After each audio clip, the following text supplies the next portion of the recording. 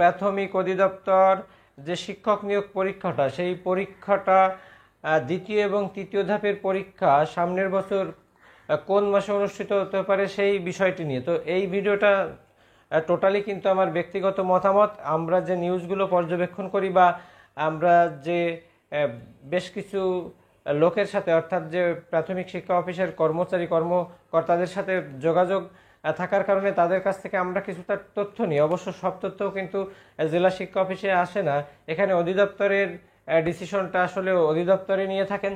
তবে দ্বিতীয় এবং তৃতীয় ধাপের পরীক্ষাটা যদি এবছর অনুষ্ঠিত না হয়, সম্ভাবনা একেবারেই কম, তো অবশ্যই সামনের বছর ফেব্রুয়ারি মার্চ বা এপ্রিল, অর্থাৎ ফেব্রুয়ারি মার্চ এপ্রিল এই 3 মাসের কিন্তু সবথেকে সম্ভাবনাময় মাস, যে এই মাসগুলোর মধ্যেই কিন্তু দ্বিতীয় এবং তৃতীয় ধাপের পরীক্ষা অনুষ্ঠিত হতে পারে।